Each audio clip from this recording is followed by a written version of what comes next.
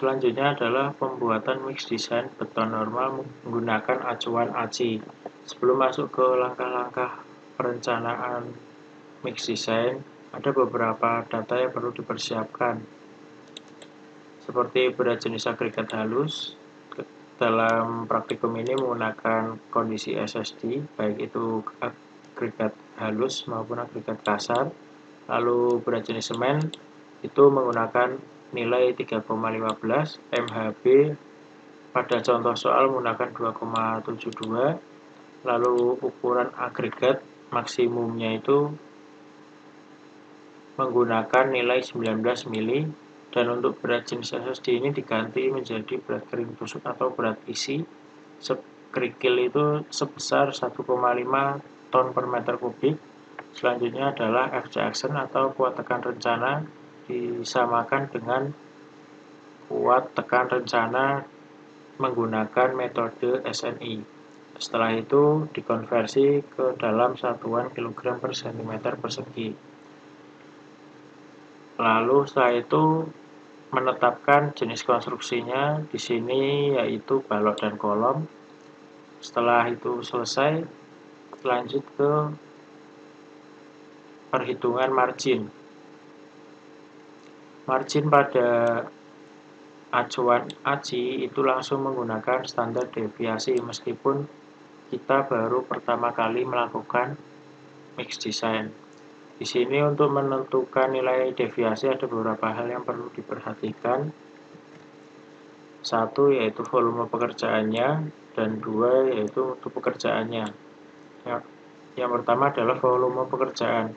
Kita menentukan klasifikasi volume pekerjaan dilihat dari besarnya benda uji yang kita akan buat.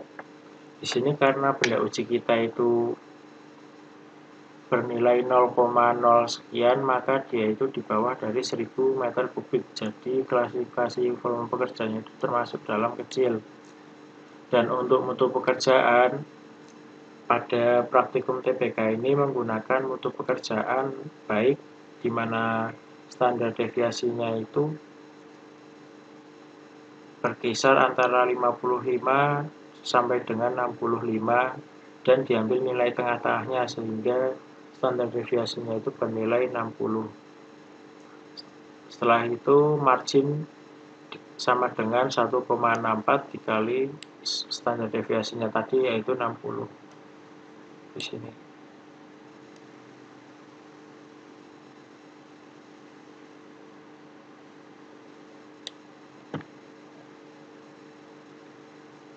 Selanjutnya adalah perhitungan kuat tekan beton rencana atau FCR. Bisa dilihat rumusnya masih sama, yaitu FC action ditambah margin, di mana FC action-nya sama dengan 336,391 karena sudah diubah ke kilogram per sentimeter persegi, dan untuk marginnya 98,4.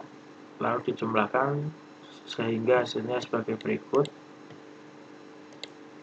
Lanjut ke langkah berikutnya adalah menentukan nilai Islam. Untuk menentukan nilai Islam pada metode menggunakan acuan ACI masih sama seperti yang ada di SNI, yaitu berdasarkan dari jenis strukturnya.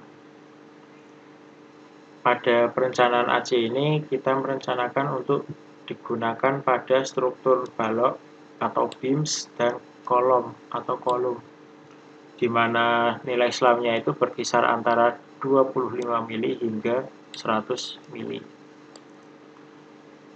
Setelah itu baru kita dapat isi di bagian sini.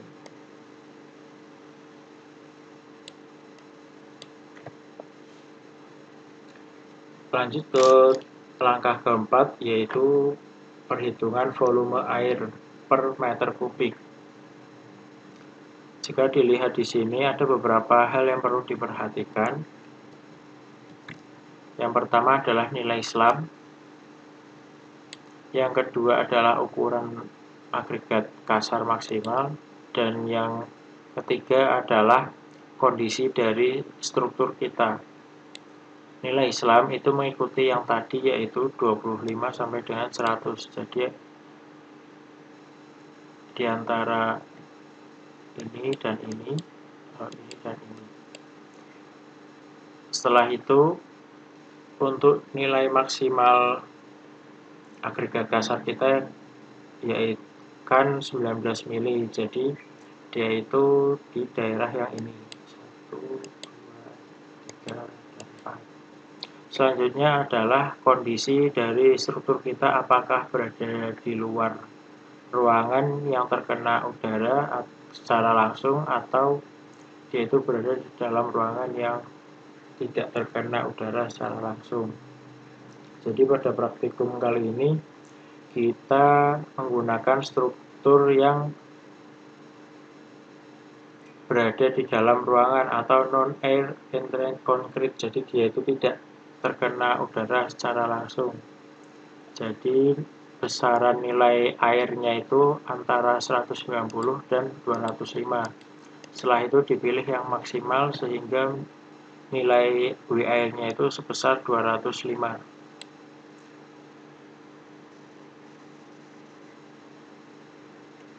Lanjut ke langkah berikutnya adalah penentuan faktor air semen.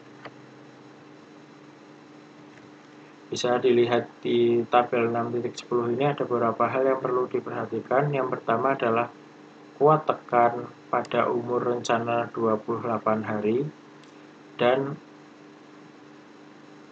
water cement ratio atau fast-nya.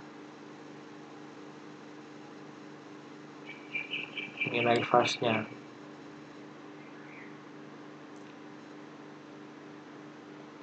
Dan kondisi dari struktur itu sendiri. Karena pada langkah ini kita mencari fast, berarti yang kita akan hitung berada pada posisi ini. Pertama-tama kita tentukan dulu nilai MPa kita ada di mana atau FCR kita itu ada di mana sih. Nah, tadi yang nilai FCR dalam satuan kilogram per cm persegi, kita perlu konversi kembali ke satuan MPa, yaitu dengan dikali 9,81 dan dibagi 100 sehingga hasilnya 42,65. Karena nilai 42,65 itu lebih dari 40 MPa ini, maka dia langsung menggunakan nilai fast-nya itu yang 0,42. Kalau semisal ada nilai FCR yang diantara, misal ini 30 sama 35, nilai FCR-nya itu 33, berarti dia itu nilai fast-nya itu diantara 0,54 sampai 0,47, jadi perlu adanya interpolasi. Dan untuk kondisinya itu masih sama seperti yang tadi di langkah 4, yaitu non-air entrance concrete. Lanjut, yang berikutnya adalah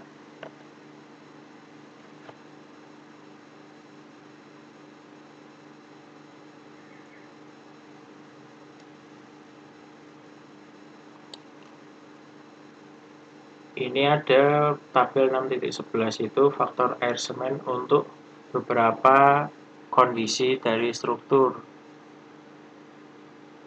Jadi semisal kondisi ini tidak memenuhi, kita bisa menggunakan yang tabel 6.10 tadi. Karena ini kondisinya bisa dikatakan cukup ekstrim, sedangkan kita merencanakannya hanya pada kondisi yang normal saja. Jadi kita menggunakan yang tabel 6.10 ini.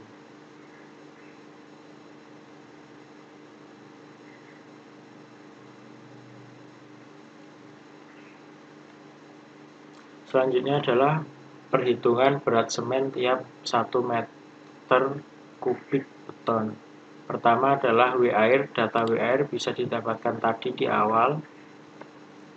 Ada ini, yaitu 205. Lalu W semen, kita bisa menghitung W semen dari perbandingan antara W air dengan fast, sehingga didapatkan nilai sebagai berikut. Setelah itu perhitungan volume semen.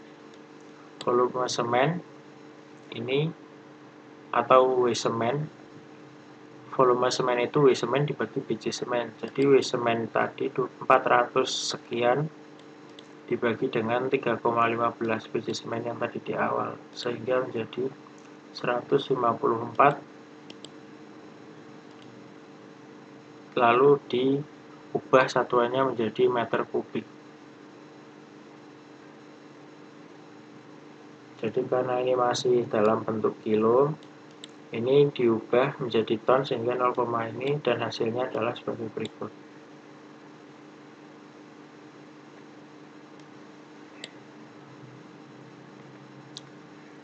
Lanjut ke langkah yang ketujuh adalah berat agregat kasar tiap 1 meter kubik adukan beton. Bisa dilihat di sini ada beberapa hal yang perlu diperhatikan. Ini adalah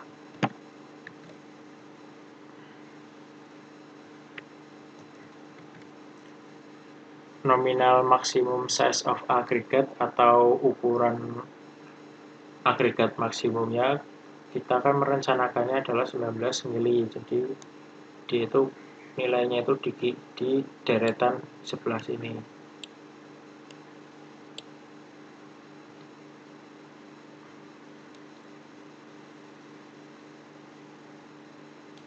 Selanjutnya adalah bisa dilihat, ini adalah nilai MHB-nya.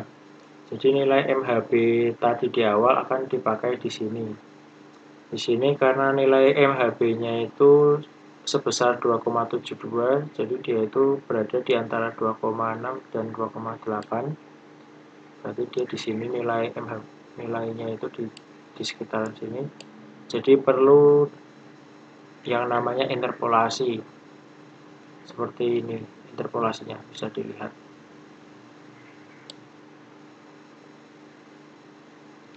Sehingga didapatkan volume kering dari agregat kasarnya.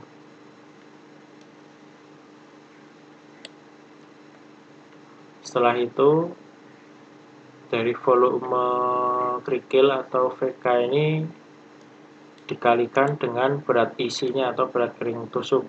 Jadi yang 0,632 itu dikalikan dengan 1,5 ton per meter kubik tadi, sehingga hasilnya sebagai berikut.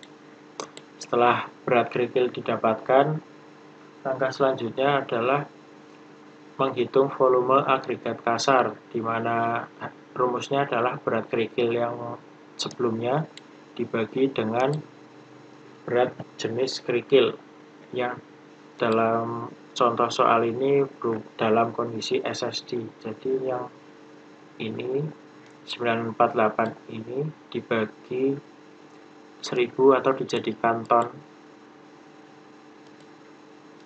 lalu dibagi dengan 2,5527. Setelah itu dimasukkan ke data di sini. Langkah selanjutnya adalah menghitung berat agregat halus setiap 1 meter kubik beton. Untuk volume semen, kan tadi sudah ada di perhitungan yang ini, sudah didapatkan, sehingga bisa langsung ditulis. Lalu untuk agregat kasar juga sama, lalu untuk air juga sama. Untuk udara itu batas toleransi volumenya sebesar 2% atau 0,02. Setelah beberapa bahan ini diperoleh, langkah selanjutnya adalah menghitung volume agregat halus dengan rumus sebagai berikut. Dan hasilnya adalah sebagai berikut. Untuk memperoleh berat agregat halus, caranya dengan mengalihkan antara volume agregat halus sebelumnya dikalikan dengan berat jenis agregat halus, di mana ini kondisinya itu dalam kondisi SSD untuk contoh soal ini. Sehingga berat agregat halusnya itu diperoleh sebesar 639,7. Setelah semua material diperoleh, saatnya untuk memasukkannya ke perhitungan yang di sini. Jadi setiap data dimasukkan satu persatu.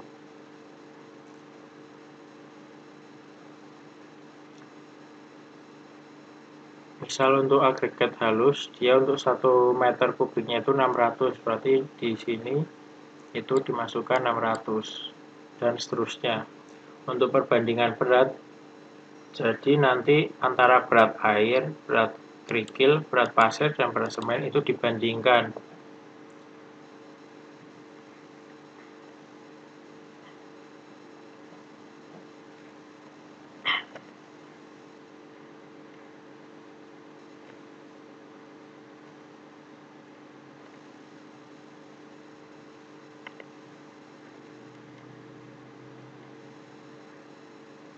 Setelah itu melakukan kontrol hitungan, yaitu semua berat material dijumlahkan, lalu diisi di bagian sini. Selain menghitung secara manual, juga dapat dibandingkan dengan tabel 6.13 ini. Karena tadi nilai agregat maksimum ukurannya itu 19 mili dan kondisinya itu non air, berarti untuk berat betonnya itu kisarannya 2.345 kg per meter kubik. Setelah itu, karena ini masih dalam volume meter kubik, sedangkan kita itu hanya menggunakan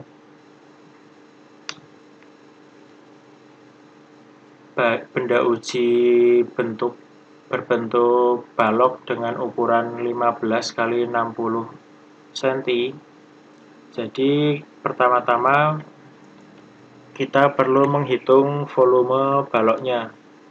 Volume balok kan berarti sisi kali sisi kali tinggi balok. Karena kedua sisinya ini sama, yaitu 15 cm, berarti 15 kuadrat dikali 60 cm. Setelah itu dijadikan satuannya meter kubik.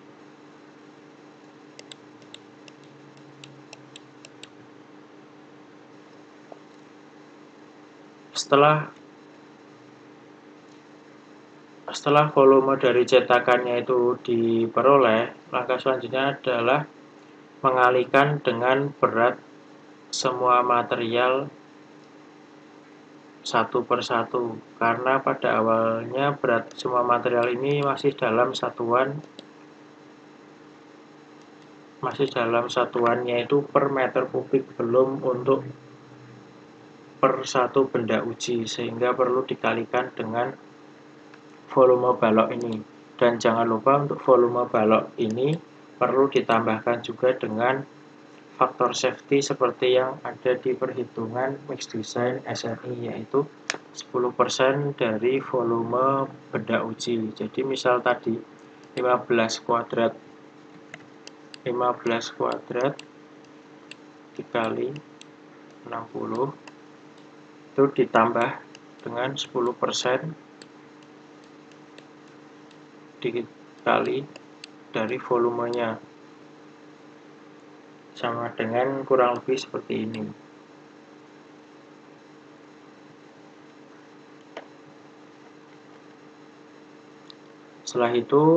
Setelah semua hasil didapatkan, barulah kita dapat memasukkan datanya satu persatu ke tabel berikut.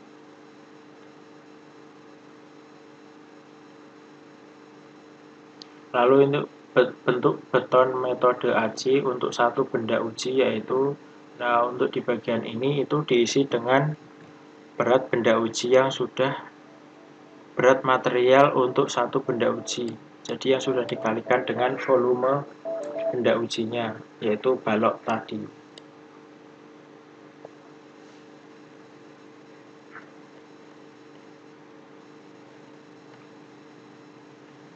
Setelah semua dimasukkan, yang terakhir adalah menghitung berat total dari keseluruhan ini. Jadi setelah semen dimasukkan, pasir dimasukkan, kerikil dimasukkan, air dimasukkan, itu nanti dijumlahkan. Hasilnya berapa kilogram. Untuk yang satuannya liter, itu 1 liter sama dengan kurang lebihnya 1 kilogram. 1 liter air itu kurang lebihnya sama dengan 1 kilogram benda uji. Sekian yang dapat saya sampaikan. Terima kasih atas perhatiannya. Mohon maaf apabila ada salah kata atau kekurangannya. Apabila ada yang mau ditanyakan, silakan bertanya. Terima kasih. Wassalamualaikum warahmatullahi wabarakatuh.